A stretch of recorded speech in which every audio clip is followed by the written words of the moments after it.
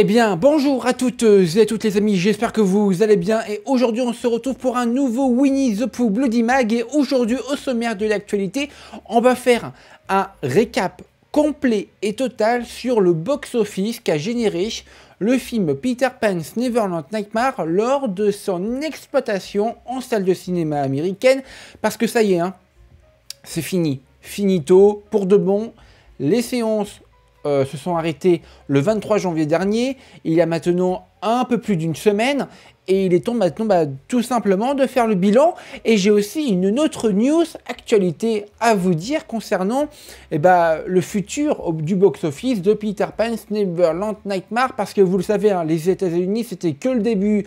C'était le début du début. Voilà, vous avez parfaitement compris ce que je voulais dire. Allez, est-ce que vous êtes prêts les amis? Let's go pour un nouveau Winnie the Pooh Bloody Mag.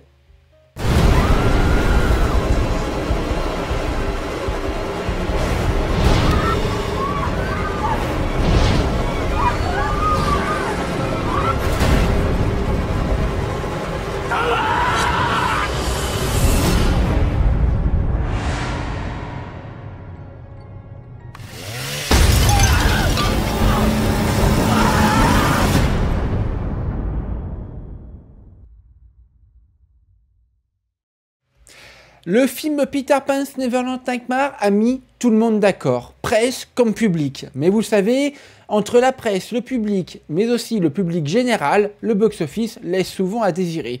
Et là, pour Peter Pan's Neverland Nightmare, rappelez-vous, pour un budget de moins de 400 000 livres sterling, et franchement, il fonctionne extrêmement bien parce que, regardez. Alors là, c'est quoi? C'est le site internet officiel de Iconic Event Releasing, qui est donc la société de distribution américaine qui a distribué dans les salles de cinéma américaines le film Peter Pan's Neverland Nightmare. Et comme vous pouvez le voir, c'est fini. Voilà, il n'y a plus de séance. C'est out, finito, mes chéris. Et donc, il est temps de faire un bilan total, complet, sur le box-office, de ce film. Voilà. Allez, regardez. Donc, nous nous sommes arrêtés au 15 janvier, la dernière fois, quand nous avons fait notre première vidéo bilan. Et là, regardez, les chiffres arrivent avec, jusqu'au 23 janvier. Et après, c'est fini. Pourquoi? Parce que c'est tout simplement la fin de l'exploitation en salle de Peter Pan's Neverland Nightmare. Et vous le voyez, il y a des chutes de fréquentation, des petites chutes de fréquentation, mais aussi des immenses augmentations de fréquentation dans les salles de cinéma.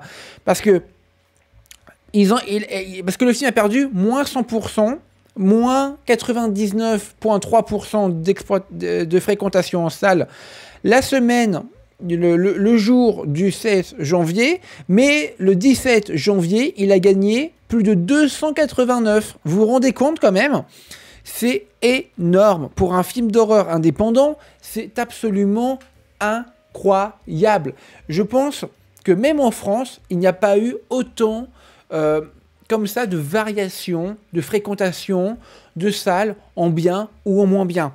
C'est absolument dinguissime de voir ça pour un film au box-office. Nous avons aussi le dernier jour, par exemple, regardez, le 23 janvier, qui est donc le dernier jour d'exploitation en salle du film, nous avons quand même pas beaucoup de pertes au final par rapport à l'autre jour. Bref, vous l'avez quand même compris, Peter Pan's Neverland Nightmare arrive à étirer l'épingle du jeu concernant le box-office. Mais encore une fois,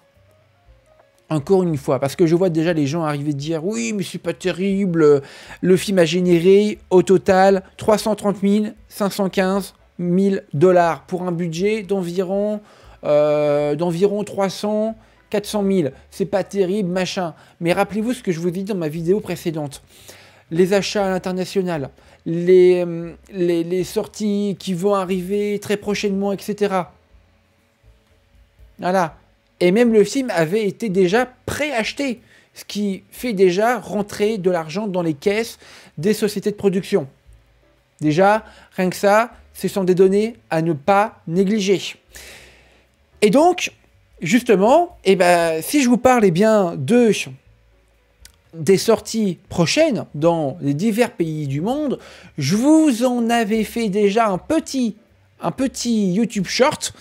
Et ben, Viva International Pictures a officiellement dit qu'ils allaient distribuer dans les cinémas philippins, en Philippines, le pays, le film Peter Pan's Neverland Nightmare. Regardez, et ça à partir du 5 février. Voilà, ça tombe un mercredi en Philippines, le 5 février. Voilà, regardez. C'est ici, hein, c'est officiel. Voilà, hein, Viva International Pictures va donc, eh bien, distribuer le film dans les cinémas philippins. Et s'il y a des personnes qui me regardent depuis la Philippine, dites-moi en commentaire quel est approximativement le prix d'un billet de cinéma dans vos salles de cinéma.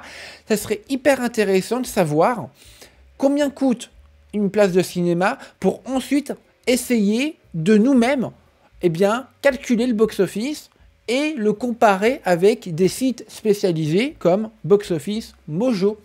Voilà les amis, je vous remets vite fait le box-office. Hein.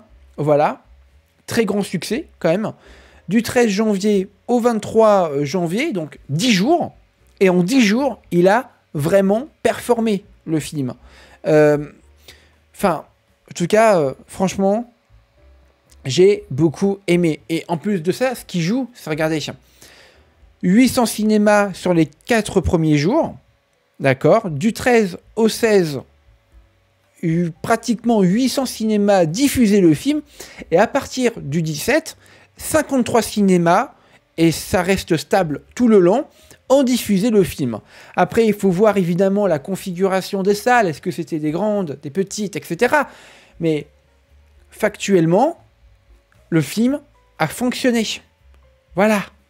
Et ça, eh ben, ça fait plaisir pour le cinéma d'horreur indépendant. Et le cinéma d'horreur d'une manière extrêmement générale.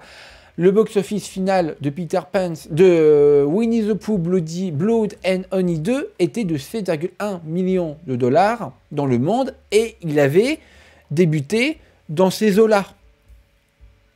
Voilà. Donc, ne vous fiez pas aux premiers chiffres du box-office. Moi, je trouve que c'est un très bon début et ça fait plaisir. Voilà. Écoutez les amis, c'est la fin de ce Winnie the Pooh Bloody Mag où on a fait un point complet et total du box-office aux États-Unis de Peter Pan's Neverland Nightmare. Merci d'avoir regardé cette vidéo. Ciao tout le monde, c'était The Critisman. Au revoir.